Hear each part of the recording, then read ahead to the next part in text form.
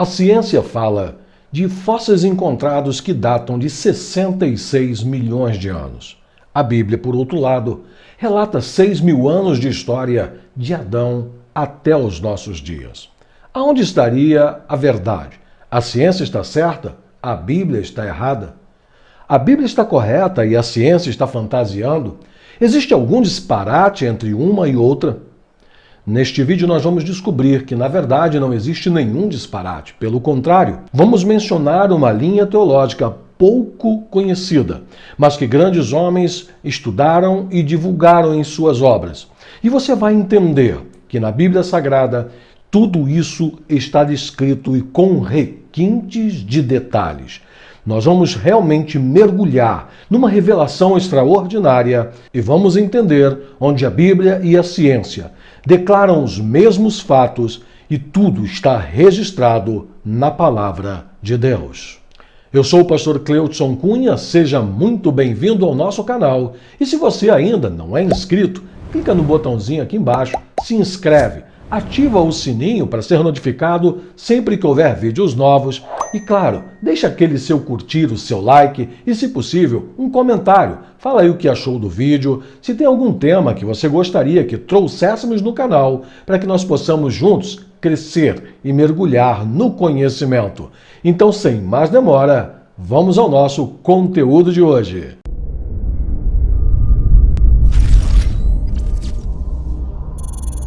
Bom, queridos, este realmente é um tema extraordinário, mas antes eu queria te fazer um convite muito especial. Se você sente um chamado para pregar ou já prega e deseja se aprimorar, eu preparei um curso muito especial para você, o curso Pregador Preparado. Você vai estudar ferramentas que vão alavancar seu ministério, vai romper com timidez e nervosismo, vai aprender a estudar, interpretar e extrair riquezas dos textos sagrados e muito mais. Vou deixar o link aqui na descrição para que você possa conhecer. Conheça o nosso curso e venha estudar conosco.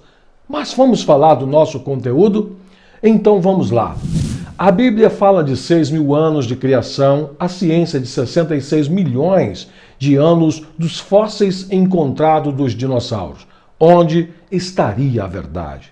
O que você vai entender agora é extraordinário. Redobre a sua atenção. Alguns estudiosos e escritores, como o Dr. Lawrence Johnson, dentre outros, falaram com muita propriedade sobre o que vamos abordar aqui. Na verdade, quando lemos a Bíblia Sagrada, em Gênesis, capítulo 1, existem alguns detalhes que precisam ser observados ali.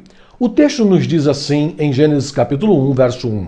No princípio, criou Deus os céus e a terra.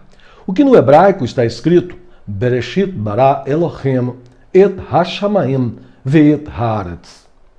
Quando lemos este texto, você deve observar que você tem um ponto. Esta é uma declaração que se encerra ali. E na sequência você tem então a descrição, e a terra era sem forma e vazia. Quando se estuda a gramática, já se começa aprendendo que o mesmo verbo que diz que a terra era sem forma e vazia também pode ter o sentido de passou a ser. Mas isso não seria o suficiente para nós entendermos e descrevermos tanto o tempo em que a história na ciência revela.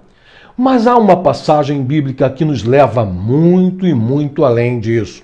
A começar por um fato revelado por Deus a Isaías. Isaías, capítulo 45, verso 18, é bastante intrigante. Observe o que o texto diz. Porque assim diz o Senhor, que tem criado os céus, o Deus que formou a terra e a fez. Ele a estabeleceu, não a criou vazia, mas a formou para que fosse habitada.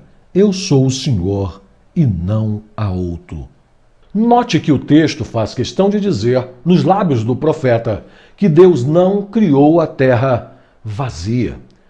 Ora, que interessante quando comparamos o que Isaías está dizendo com o que está registrado em Gênesis. Então, o que aconteceu entre uma descrição e outra? Esta linha que vamos estudar é chamada de teoria da recriação. Segundo esta linha de pensamento, nós temos dois acontecimentos registrados em Gênesis.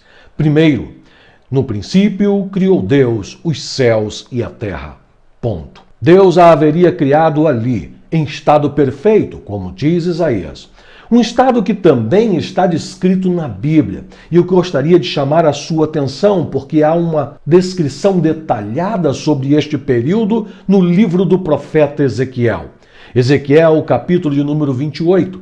Deus está entregando uma revelação ao profeta para descrever uma repreensão sobre Tiro. E a partir do versículo 11, rasga-se o véu dos mistérios e Deus translada o entendimento do profeta para o que acontecera há milhares de anos atrás, num ambiente bastante interessante, cujas referências vão chamar a sua atenção. Veio a mim a palavra do Senhor dizendo: Tu és o aferidor da medida, cheio de sabedoria, perfeito em formosura. Estavas no Éden, jardim de Deus. Toda a pedra preciosa era a tua cobertura. A sardônia, o topázio, o diamante, a turquesa, o ônix, o jaspe, a safira, o carbúnculo, a esmeralda e o ouro. A obra dos teus tambores e dos teus pífaros estavam em ti. No dia em que foste criado, foram preparadas. Tu eras querubim ungido para proteger, e te estabeleci no monte santo de Deus. No meio das pedras afogueadas andavas. Observe que no momento em que o profeta está recebendo a palavra de Deus para repreender Tiro, ele começa a ter uma analogia sobre um ser que a Bíblia chama de querubim ungido. Sim, Lúcifer. E o detalhe que chama atenção é que ele morava ou habitava, tomava conta e administrava um lugar que o nome lhe é muito conhecido. No Éden, jardim de Deus estava. O mesmo nome que temos em Gênesis 1 e 2, quando Deus coloca Adão e Eva. Mas um detalhe chama atenção. O Éden de Ezequiel 28 tem uma característica diferente do Éden de Gênesis 2. O Éden de Ezequiel 28 é um reino mineral, rico em pedras preciosas, aonde o administrador, este querubim ungido, tomava conta. E tudo o que acontece neste capítulo é bastante interessante. Inclusive vai lhe revelar o porquê da fúria do inimigo. Em Gênesis, quando ele volta para tentar Adão e Eva, para tentar arrancar deles a administração daquele lugar. Quando Ezequiel 28 vai descrevendo toda esta narrativa, observe que o querubim ungido descrito aqui, ele se sente poderoso, ele se sente ensoberbecido. Ele estava andando no Monte Santo de Deus, entre pedras afogueadas. A música o acompanhava. Ele era uma criação bela, que com certeza agradava a Deus. Mas isto lhe sobe o coração, e o texto nos leva a entender que ele chega a querer ser semelhante a Deus. E Deus, neste momento, aplica a este ser soberbo o maior castigo que poderia lhe aplicar. O que Deus faz é simplesmente retirar ele deste lugar que ele estava como administrador e, como em outras palavras estaria dizendo, vou lhe mostrar que quem criou e é Senhor de tudo sou eu e não você. O que Deus faz seria exatamente o que está em Gênesis, pegar aquela terra em estado perfeito. E o método usado não é descrito, mas Deus pega a terra linda, bela, aquele reino mineral, e aí entra a descrição. A terra passou a ser sem forma e vazia. Deus tira a beleza, Deus destrói tudo aquilo como que dizendo, eu fiz, eu desfaço, mas ele vai além. Ele então refaz toda a criação. E agora você tem em Gênesis a recriação da terra, não mais com uma característica mineral, mas um reino vegetal.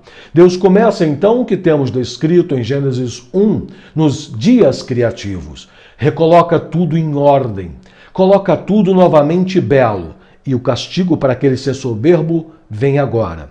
Deus cria o homem, a menor criatura espiritual de Deus, Um ser limitado a um corpo físico e coloca naquele lugar que aquele ser antes administrava, o coloca ali e diz: Adão, Eva, administrem tudo isto. Como um tapa de luva de pelica, como diz o velho ditado, a fúria lhe sobe. E é exatamente aí que nós temos aqueles milhões de anos entre aquela terra perfeita em que o reino era mineral e a terra agora recriada, totalmente renovada, de Gênesis capítulo 1.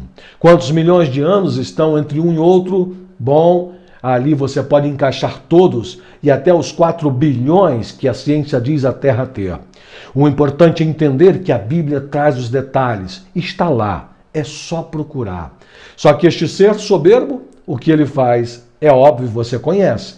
Ele volta naquele cenário e tenta extrair da mão do homem o poder de administrar. E o que ele faz é tentar o homem. E ele, infelizmente, consegue. E rouba do homem aquela administração pura que Deus havia entregue. Mas isto é um assunto para um outro vídeo. O que é importante entender é que a ciência jamais desbancará a Bíblia. Tudo está nela. Que este conteúdo possa ser uma ferramenta em tuas mãos e você possa usar e compartilhar sempre com sabedoria, humildade e com a graça de Deus. Eu te espero no próximo vídeo e que Deus te abençoe.